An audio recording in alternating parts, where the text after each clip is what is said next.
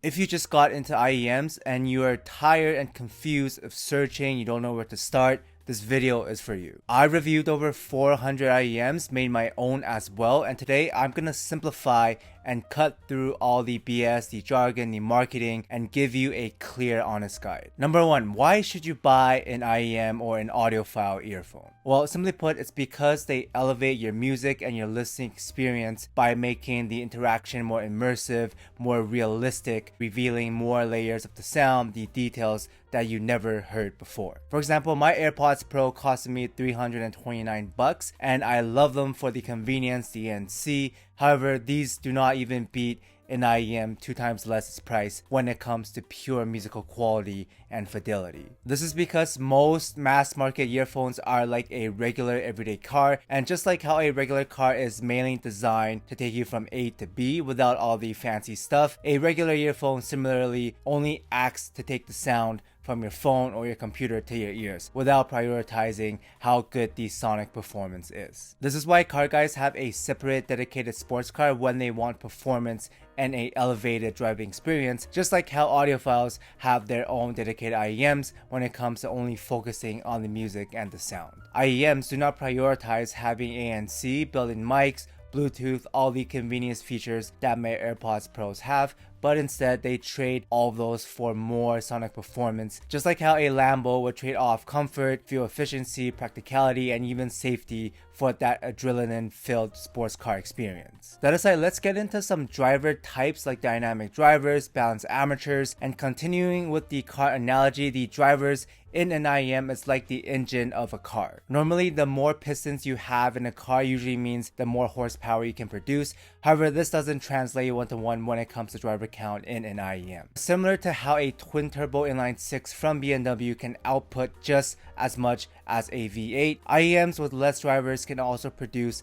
just as much detail, if not more, as the ones with more drivers or driver types. There's also a lot of different combinations when it comes to driver types, such as hybrids, for example, which is a mix of 2 different types, like a dynamic driver and a BA, for example. You also got tribrids, which is 3, you got quadrids, which is 4, and even hexabirds, which has 6 different types jammed in there together. It's kind of like combining EV motors with a gas engine to boost a car's total performance, like the Ferrari SF90 or the Lamborghini Revolto. Now, does all of this matter, and can you hear a difference? Yes, slightly, but you would have to look for it, and it also really depends and comes down how well the IEM is implemented and executed. The 2 main driver types you'll see in most IEMs are dynamic drivers, which is the round circle thing that looks similar to your speakers, and then balanced armatures, which is the rectangular block. Now, the pros of the BAs is that it handles higher frequencies a little bit better, and it's also smaller, so you can stack and cram more of them inside of the shell, which in theory should get you more performance because there's more drivers, right? Wrong. Whereas on the other hand, a lot of people swear on the natural timbre from dynamic drivers and claim they have a overall better realism when it comes to the sound and better low end and bass impact. Now, there is some misconceptions on both sides, mainly due to the earlier poor implementations on the BAs, because a lot of the earlier units were poorly designed and had a metallic overtone to them, or quote unquote BA timbre. This unfortunately led to the overall perception that all BAs have an unnatural metallic timbre, which is incorrect because most modern BAs do not have this issue anymore, since companies actually know how to correctly implement and use them now. Similarly, the vents on the BAs were also poorly implemented in the earlier days, which also led to the perception that DDs have a better slam and low end power. However, softwares have single-handedly disproven this with their custom BAs for the bass on their IEMs that are just as good, if not better, than a lot of single DDs. On the other hand, people who claim detail increases with driver count are also proven to be incorrect, because the single DD from the Sennheiser IE600 is more resolving, clear, and detailed than the vast majority of multi-driver IEMs, and the $80 SIMGOT EA500LM puts a lot of the multi-driver IEMs double and triple its price to shame when it comes to pure performance. So what I'm trying to say is driver count and type only matters if an IEM is poorly implemented, because IEMs at the highest level will have great performance and timbre regardless of specs if they are designed and executed correctly. The only exceptions to this are electrostatic drivers or ESTs, or specific custom-tuned, custom-made treble tweeters, which sonically extends more when it comes to the treble frequency. For example, a normal full-range DD usually really goes up to around 18,000 to 20,000 kilohertz, whereas a full-range BA hovers around the same, maybe a little bit more, around 22,000 kilohertz. And then you got your custom DD, custom BA treble tweeters that can go up to 40 to 45,000 kilohertz, as well as the newer MEMS drivers. Compared to those, ESTs can actually go even higher, up to 70,000 kilohertz, which is more than triple the normal full range coverage of 20,000 kilohertz. And technically, ESTs do produce the most detail because they just reach and unlock a higher ceiling of sound that otherwise couldn't be revealed with lower, frequency range coverage. However impressive that is, the thing is, us humans can only really perceive and hear up to 20,000 kilohertz. So even though having that extra extension is nice, we can't really, pick out the details and hear a lot of it. The only real noticeable difference is that ESTs give off a slightly airier, softer, and misty feeling in the timbre. It's not that it's more detailed, because again, we can't really hear the nuances clearly past 20,000 kilohertz, but it just sounds a little bit smoother when it comes to the treble. You also got your planar drivers, you got your microplanars, you got your MEMS, your bone conduction, your PZTs. There's quite a bit of different drivers, but for now, all you need to know starting off is that the driver type doesn't really matter as much as the implementation, the execution, the tuning, the tonality. As long as the IEM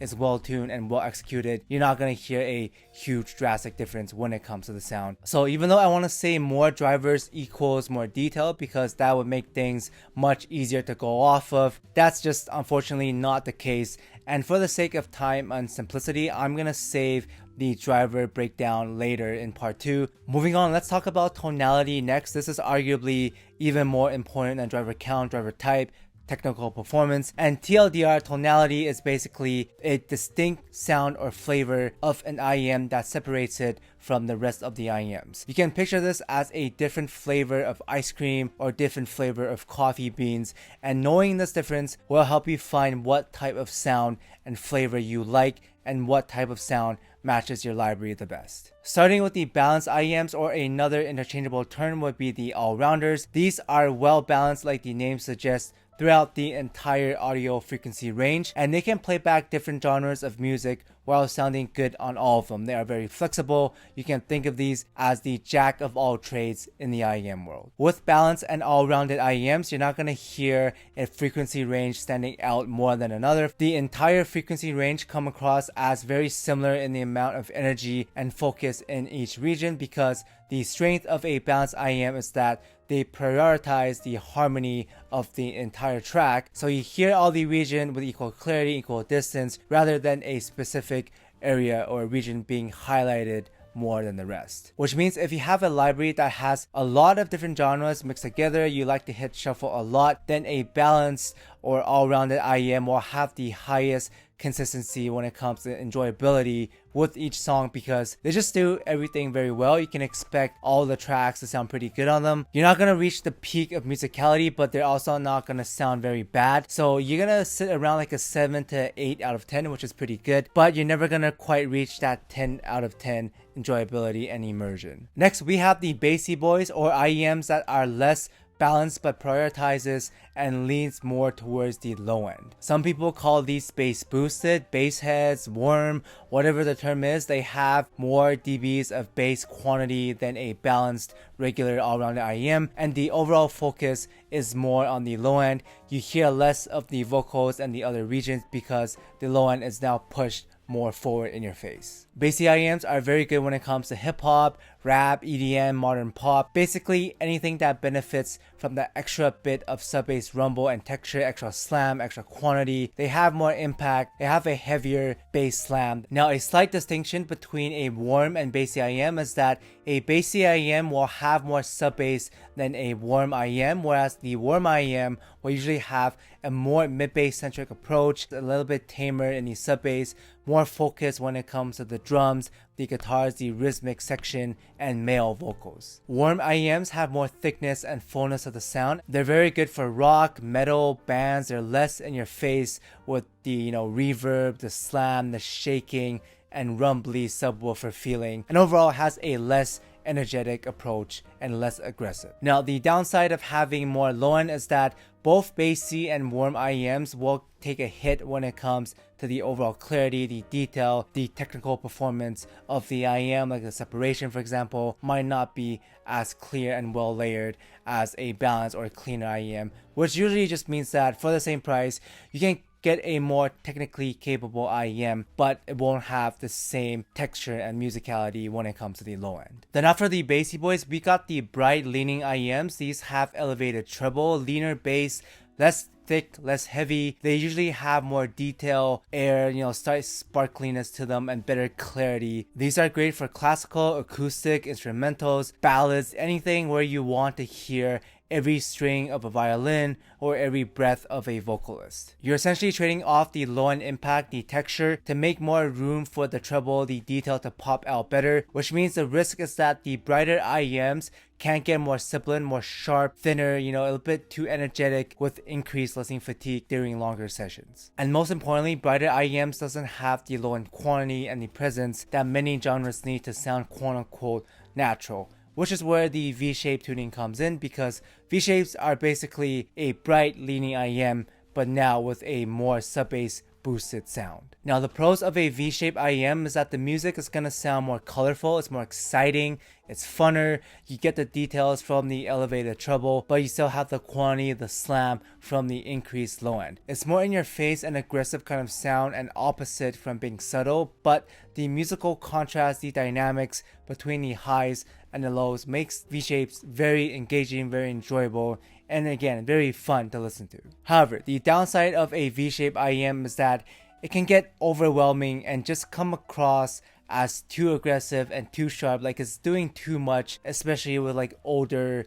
poorly tuned V-shape IEMs that gave the V-shape sound a bad rep to begin with. But if done right, a slight V-shape that's not overly boosted with a smooth treble and well-controlled textured bass can add that extra bit of musical engagement, that contrast, that vibrancy to the sound without coming off as overwhelming and too aggressive. Then lastly, we have the neutral leaning IEMs of the world, aka the water of all IEMs. These are basically the balanced tuning but without the bass boost, which means they usually sound very clean, very clear, it's inoffensive, it's flat, it's good for mid-range, for vocals, but you're not going to get that extra oomph from the low end, or that airiness, sparkle, the vibrancy, the contrast from a brighter and V-shaped IEM. Neutral IEMs are the least color, least unique, and usually they're more used for mixing, production, anything that needs the sound to be unaltered. They get the job done, you hear the details, but they're not very enjoyable to listen to because they can come across as cold, colorless, and a bit distant. That aside, my recommendation would be to start off by getting 3 beginner IEMs under $20. That covers the tonality we just talked about. They're cheap, they won't break the bank, and you can get a good amount of variety to test the waters. For an all-rounder, you got the Moondrop True 2, you got the Truth Your Gate, you got the Tangent Bunny. If you want something that's more vocal-centric, you got the 1R2s, you got the EW 100Ps, and then for a bassy and warm IEM, you have the Tangzu 1R2 Bass Edition and the QKZ HBBs. And then lastly, for a V-shape and bright leaning IEM, you have the KZ2 Onyx and the QB Dolce. For now, you can skip the neutral ones because I doubt you're going to enjoy those because they're very flat, and there's also not too many of them out in the wild at this price range, so you can skip those for now. Then after you have acquired your IEMs, make sure you have a set playlist of songs to test them on. Ideally, these songs are actually, tracks you like to listen to and not just ones that you're using for testing alone. Even though there are songs that are good for testing, in my opinion, it's pointless if you don't even listen to them, regularly, because the whole point is to find an IEM that fits your library. And the only way to do that is by listening to an IEM with the songs from your library. And lastly, don't try to be fancy and look for the details and technicalities. If you're a beginner, you most likely don't know what you're listening for. You most likely don't know what you're doing. Just see if you like how it sounds first, and we'll slowly go from there. But yeah, that's pretty much it for part 1. I don't want to overwhelm you guys with information. Let this video sink in. We can dive deeper in part 2. My throat is also dead. But for now, this is all you need to know. I hope this was helpful. Thanks for watching, and I will see you guys soon. Special thanks to Mr. Dom Q, Zenu, B. Urak, Walker Standard, User, Tsukasa, Guava Juice Bane, Polly J, Mr. Gorilla, CT Jax, Henry Claudia, Son of a Horse, 777ZK, PM The Wizard, Obi, Treble Extended, Matt Herc, TR8, Shembakle, FKSRG, Cousin Fat Fat, Tomat Pat Farshay, Gatwell, Addy, Michael, Trackstar, Raphael, Ori, Ryan, Juniper, Nadim, Chimika, Raj, Javir, Gelbog, Ocean, BC Knight, AK131, MN Gelato, Unbalance, Vitor, Tuna, JRX, Samuel, John Simon, Archie, Forrest, Ninja Watcher, The Audio, Brandon Fish, Sir Eisen, Ali Music, Alex, JPLA, Blue Runner, JJ, ATGB, Firto, Geranium, Derek, Sean, Spinner, Gwizlo, Vlad, LSD, and Connor. Thank you guys so much for the support.